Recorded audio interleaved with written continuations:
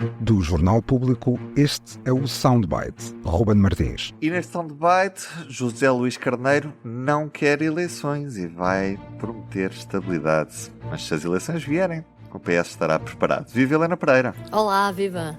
E viva Ana Sá Lopes. Viva Ruben. Foi na moção que entregou, a moção ao Congresso do Partido Socialista, que decorre já dentro de poucas semanas. Vamos ouvir o secretário-geral do Partido Socialista, José Luís Carneiro. Bom, estou a dizer que tem razão quando diz que não há qualquer reforma do Estado, contrariamente àquilo que o Governo apresenta, e concordo também quando diz que o Governo está a enxamear toda a administração pública com cargos de cariz partidário. Ana Sá Lopes, o PS não quer criar crises políticas. Bem, o PS de José Luís Carneiro, porque o anterior PS de Pedro Nuno Santos criou uma que levou a perder muitos deputados. É este um PS diferente? Bem, é completamente diferente e a última coisa que José Luís Carneiro neste momento quer é eleições, até porque o partido está desfeito. Neste momento o PS está... Já quando o Pedro Nuno acabou por não aceitar a fórmula da comissão de inquérito que o Governo lhe tinha proposto e insistiu a ir a eleições, ele estava de facto isolado na sua direção, porque já havia a noção de que o resultado poderia não ser bom e confirmou-se. Até porque, como tantas vezes aqui falámos, os portugueses não dão muita importância às questões éticas. Isso, por acaso, é uma parte na moção de José Luís Carneiro que é uma coisa revolucionária dentro do PS, quando fala de que a criação de um canal para denúncias de corrupção. Isso é uma coisa que eu percebo num partido que criou José Sócrates, que possa existir esse canal. Aliás, parece que no mecanismo europeu de anticorrupção é aconselhado a criação desses canais em organizações com mais de 50 trabalhadores. Mas isso é uma revolução dentro do PS, acho que vai ser muito mal encarado. Muito mal encarado. Mas acho uma curiosidade grande. Mas o que estavas a dizer, sim, José Luís Carneiro obviamente que não quer eleições, não quer tão cedo, o PS não está preparado.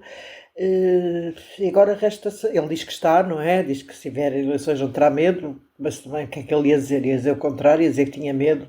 Não tem, mas é preciso reconstruir o partido. A própria liderança de José Luís Carneiro está a ser difícil, não está a ser uma liderança fácil, é um momento a seguir uma derrota eleitoral, o líder que chega a seguir uma derrota eleitoral. Pedro Nuno Santos também foi líder a seguir uma derrota eleitoral, só que, apesar de tudo, a distância entre o PS e o PSD não era tão grave. E José Luís Carneiro apanha o partido mesmo naqueles 22% em que a marca PS neste momento está com um valor muito baixo entre os portugueses, portanto, e neste momento nós notamos, aliás, o PS parece que não está organizado, nós sabemos que há José Luís Carneiro, que há Eurico Brilhante Dias, mas depois não se vê uma atividade por aí além dos socialistas. Obviamente que alguma atividade parlamentar há, mas eu acho que o PS ainda está em choque com a derrota de maio e ainda não passou um ano, mas esse choque parece-me continua. Curiosamente, aconteceu uma coisa esta semana que alguns socialistas deram por isso de certeza, que foi um grupo de pessoas onde está o sociólogo Elísio Estanque, onde está o grande apoiante de José Luís Carneiro, Ricardo Gonçalves, onde está o antigo secretário de Estado, Manuel dos Santos, que vieram acusar José Luís Carneiro de estar a apressar o Congresso sem haver o debate interno, acusar o partido de estar fechado. As acusações são gravíssimas. Aquele texto é um texto de grande violência, assinado por 6 pessoas que aparentemente já se reuniam-se várias vezes, não era a primeira vez que se estavam a reunir, mas isso demonstra, e até acho uma curiosidade porque Ricardo Gonçalves sempre foi um grande apoiante de José Luís Carneiro. José Luís Carneiro, na primeira vez que se candidatou, houve aquele grupo dos 4, lembra, Ana Catarina Mendes, Mariana Vieira da Silva, Duarte Cordeiro, que achavam que o PS devia fazer primeiro uma reflexão antes de fazer um congresso, e neste momento estão calados, nós não sabemos, e pelo menos eu não sei o que é que pensa Eduardo Cordeiro, nem Ana Catarina Mendes sobre este Congresso, ou se acham que a reflexão já foi feita, ou se não foi feita, não fazemos a menor ideia, temos que lhes ir perguntar com certeza. Mas agora parece que dentro mesmo do núcleo de carreiristas que aparece essa grande crítica a um processo acelerado de José Luís Carneiro para o Congresso.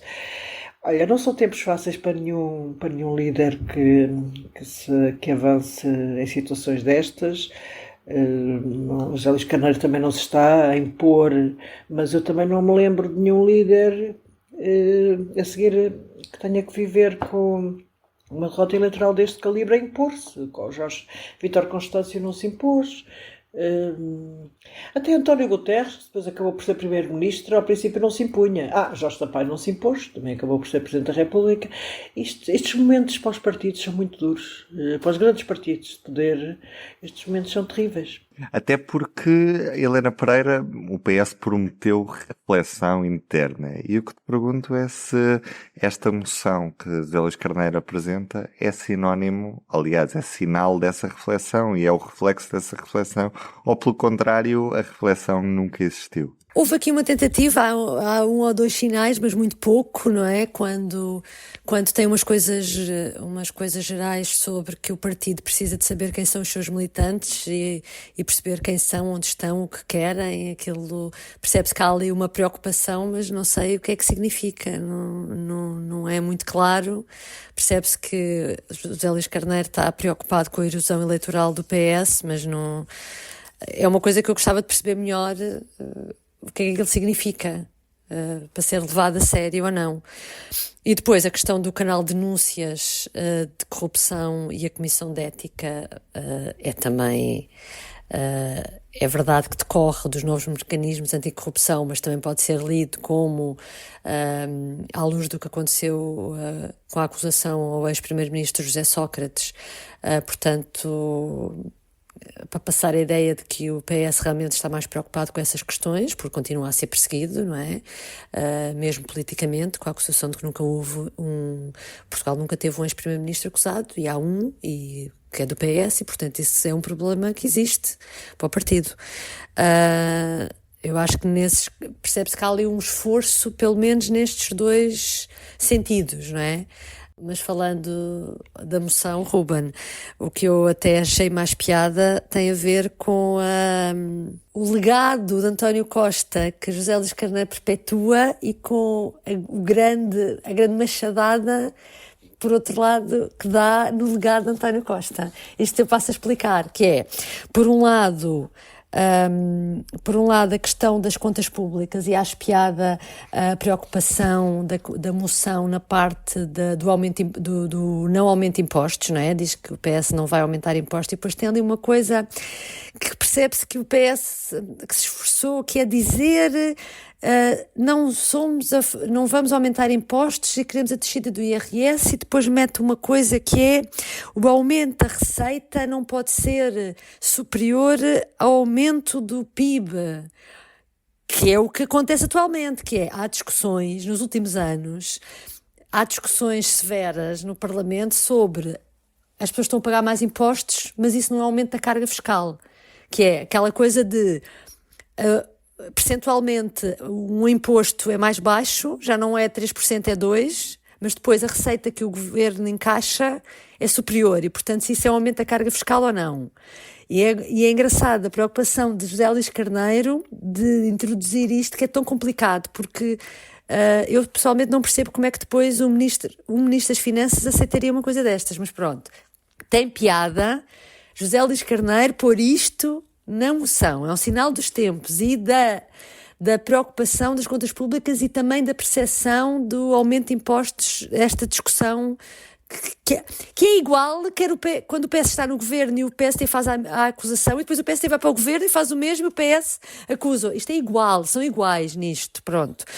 E a outra parte tem a ver com Sabe-se que José Luís Carneiro é muito mais regionalista do que António Costa, ok? Defende o referendo, mas depois, basicamente, considera uma aberração, não diz esta palavra, sou eu que estou a dizê-la, a dizer que é preciso pensar num novo modelo de desconcentração de poderes e das CCDRs, que foi criada por António Costa. O modelo que existe, as CCDRs, que, digo eu, é uma aberração, porque depois foi uma maneira, andaram como é que se diz, depois a colar coisas, e atualmente há não sei quantos vice-presidentes que as CCDRs têm, porque é quase um vice-presidente por cada área de desconcentração de poderes, é um para a agricultura, um para não sei o quê, não é? Que é para ter deixado toda a gente contente, e realmente é uma aberração.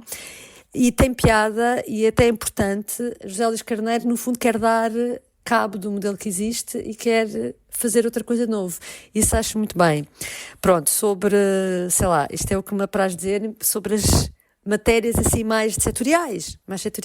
E depois, quer dizer, vamos ao som, que é magnífico, o som que escolheste hoje, porque é quando há aqui uma convergência de pensamento entre José Luís Carneiro e Pedro Passos Coelho, que tem piada de dizer que estas reformas não são reformas, e cavalgar, no fundo, também o ataque, que lá, como dissemos ontem, que é o maior ataque que pode ser feito a Montenegro, e tem piada depois vir...